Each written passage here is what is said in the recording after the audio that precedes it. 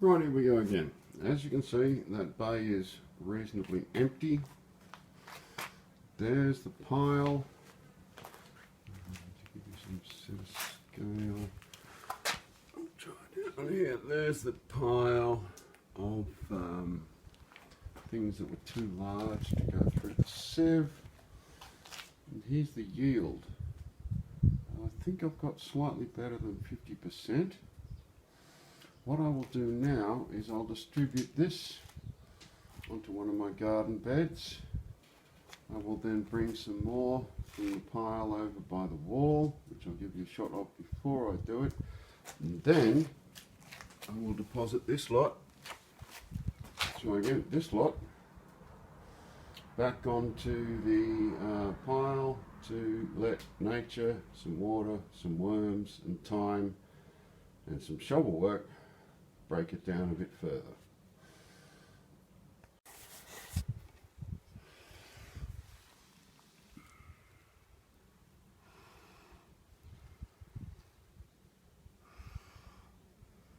That's how to upset some worms, folks.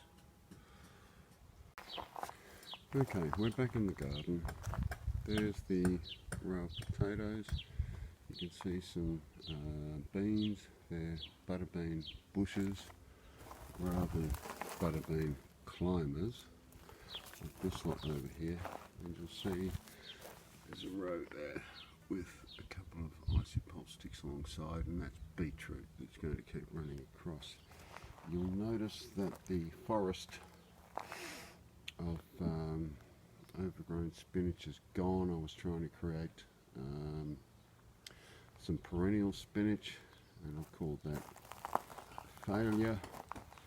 I've then raised the edges of this bed a little bit, and I will add this barrow of soil. In hindsight, looking at it now, I'd say I've got about a 60% yield. I will then show you what comes out of the pile and then what I add to the pile. So there is the 2/3 of a barrow load of putative soft topsoil. I'm now going to spread this out with a rake. Later I'll give it a water, give the worms a chance to move, but I think you saw earlier I've got loads of those guys working for me. And so here it is, nicely raked out. I'll probably be adding another 2/3 to a barrow load of this later, but right at the moment it'll do for the time being until I do this afternoon's or this evening's water, which will help our little annelid friends leap in and do their thing. Now here's the pile, which probably looks like a mountain from this particular perspective, and I'm going to give that a bit of a mix up first and then harvest some and throw it in yonder barrow. Okay, so the pile is a bit less of a mountain. I've opened up a broad top so that I can throw the stuff that didn't go through the sieve on the top, give it some water and let the worms and nature do their business. This is what I've harvested. This will go into the spot against the wall that we were talking about, and then I will replace the top section, as I said, with the stuff that was too coarse. I'll give this a bit of a munching over with the shovel while it's in against the wall and dries out a bit, because the clay can be gluey. I'll give you an update in a minute. So there's the new dose for chopping and processing, and the coarser bits are here. It looks bigger than the yield, but it's not because of the size of the particles. I will now deliver it in situ and show you what happens next.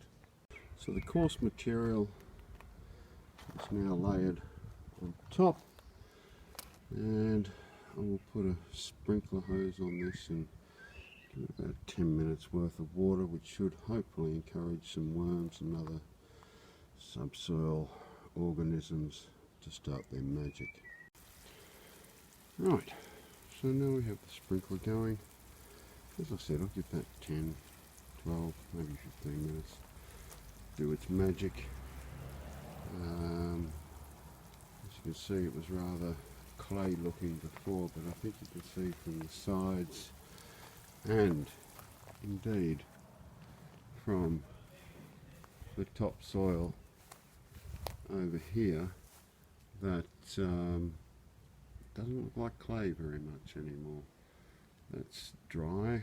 I'll show you a photo of some video of it later when it's wet, which will also give you an idea of my sprinkling system. Okay, so the water here looks to be starting to work its magic. I'm going to shut it off because I'm getting some runoff.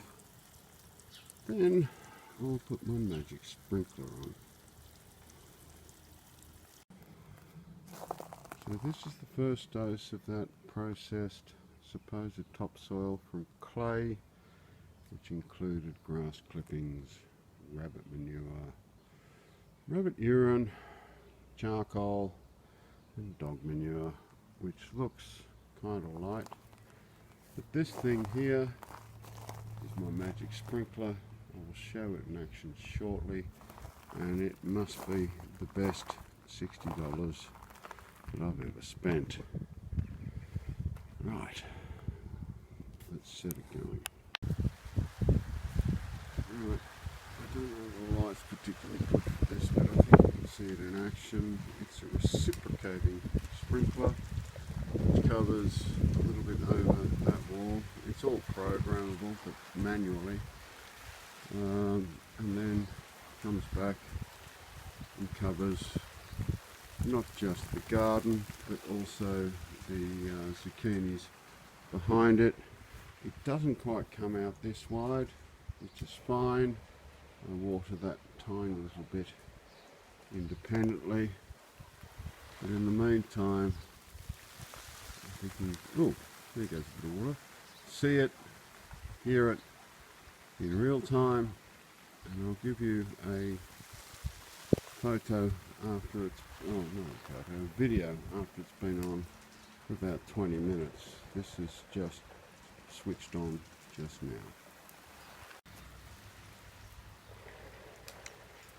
So the reciprocating sprinkler is still running, as you can see. And I think you'll agree, I'm about to get wet here, but I think you'll agree that's starting to look a lot more like soil and a lot less like clay. Yes, there are some weeds in there, and that will be got rid of by elbow grease in due course. What I'm most interested in is getting my annelid friends in there. Okay, time to sign out. Okay, the sprinkler's off, and I think you can see that while the border has some obvious clumps of clay, the hopefully remediated soil looks quite good. Just see how this pans out. Most of this stuff is a suck it and see experiment. I will be adding another layer or two before I plant anything in here. But again, this is another variation in combination on the number of soils that I have. Peace, love and light, people.